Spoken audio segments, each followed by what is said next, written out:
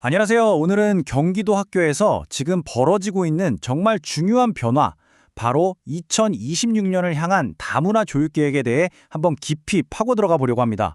자, 그럼 이 내용 속으로 한번 들어가 볼까요? 자, 시작부터 숫자가 아주 임팩트가 있죠. 무려 13배. 이게 뭐냐면요. 지난 10년 동안 경기도 학생들 중에서 특정 그룹이 정말 폭발적으로 늘었다는 걸 보여주는 수치입니다. 과연 어떤 학생들이 이렇게나 많이 늘어난 걸까요? 자, 이 차트를 보시면 그 답이 바로 나옵니다. 국내 출생이나 중도 입국 학생도 물론 2.4배 꾸준히 늘긴 했어요. 근데 진짜 놀라운 건 바로 외국인 가정 자녀들입니다.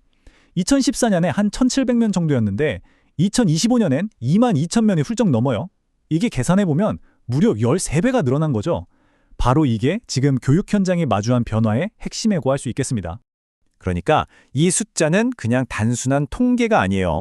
우리 교실의 환경 자체가 지금 근본적으로 바뀌고 있다는 아주 강력한 신호인 거죠. 자, 그럼 이 변화가 학생 구성 비율에는 대체 어떤 영향을 미쳤을지 한번 볼까요? 자, 보시면 불과 2024년, 그러니까 작년까지만 해도요.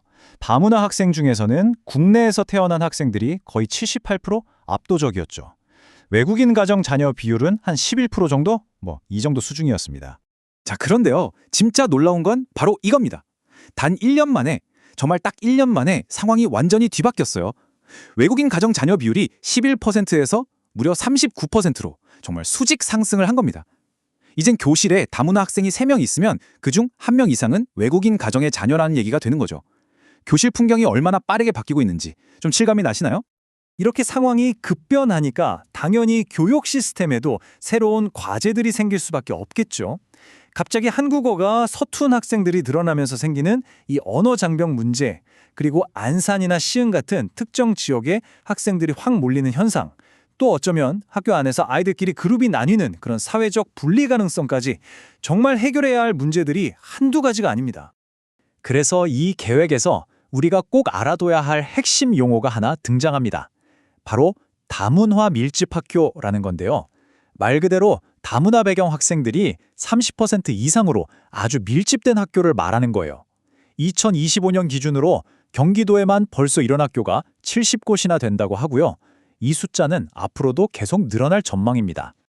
자, 그렇다면 이렇게 문제들은 점점 더 커지고 있는데 과연 교육당국은 어떤 계획을 가지고 있을까요? 어떤 해법을 내놓았을까요? 네, 바로 여기에 그 해답이 있습니다. 경기도 교육청이 발표한 2026 경기 다문화 교육 계획. 이게 바로 우리가 방금 이야기했던 여러 가지 어려운 문제들에 대한 종합적인 대응책이라고 할 수 있습니다. 이 계획의 핵심, 가장 중요한 포인트는요. 단순히 어려움을 겪는 학생들을 도와준다, 즉 지원하는 수준을 넘어서요. 이제는 모든 학생들이 가진 잠재력을 끄집어내서 역량으로 키워주겠다. 바로 여기에 초점을 맞추고 있다는 겁니다. 바로 이 문구가 그 철학의 변화를 아주 잘 보여주는 것 같아요. 예전처럼 복지 차원에서 지원하는 패러다임에서 벗어나서 오히려 학생이 가진 강점을 더 키워서 글로벌 역량으로 만들겠다. 그러니까 다문화 배경을 더 이상 해결해야 할 문제가 아니라 학생 개개인이 가진 특별한 강점으로 보겠다는 거죠. 이야, 이건 정말 중요한 관점의 전환이라고 할 수 있습니다. 자, 그럼 이런 멋진 비전이 과연 어떻게 구체적인 실행 전략으로 이어지는지 한번 자세히 들여다볼까요? 이 계획은요, 한 학생이 겪게 될 과정을 크게 3단계로 나눠서 아주 체계적으로 접근합니다. 먼저 처음 학교에 들어오는 진입 단계에서는 잘 정착할 수 있도록 돕고요. 그 다음 학교 생활에 익숙해지는 적응 단계에서는 언어 문제나 마음의 어려움을 돌봐줍니다. 그리고 마지막으로 성장 및 역량 강화 단계에서는 그 학생만이 가진 고유한 강점, 예를 들면 이중언어 같은 것들을 쭉쭉 키워주겠다는 거예요. 정말 촘촘하게 관리하겠다는 거죠. 이런 전략들이 그냥 말로만 끝나는 게 아니라 아주 구체적인 프로그램들로 실행이 됩니다. 예를 들면 한국어 집중 교육을 위해서 경기 한국어 랭귀지 스쿨이라는 걸 더 늘리고요. 아이들이 어려워하는 수학이나 과학 같은 과목도 한국어로 쉽게 따라갈 수 있도록 교재를 새로 만듭니다. 또 아이들 마음을 다독여주는 심리 지원도 하고 특히 이중언어 능력을 미래에 아주 중요한 핵심 역량으로 키워주는 데 집중하겠다는 아주 실질적인 방안들이 다 포함되어 있습니다.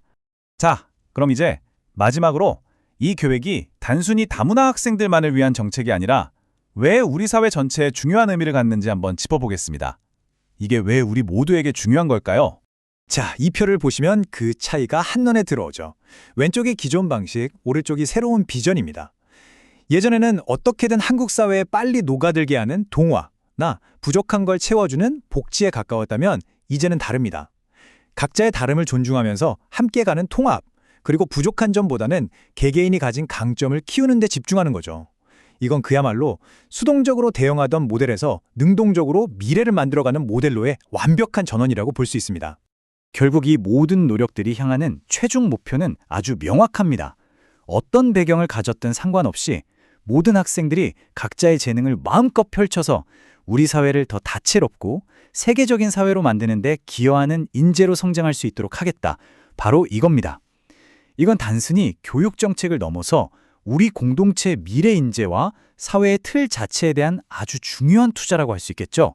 오늘 우리가 살펴본 이 경기도의 새로운 교육 계획은 우리에게 아주 중요한 질문 하나를 던지고 있습니다. 지금 이렇게 빠르게 변하고 있는 우리 교실의 모습이 과연 10년, 20년 뒤 우리 한국 사회의 미래를 어떻게 빚어내게 될까요? 한 번쯤 깊이 생각해 볼 만한 질문인 것 같습니다.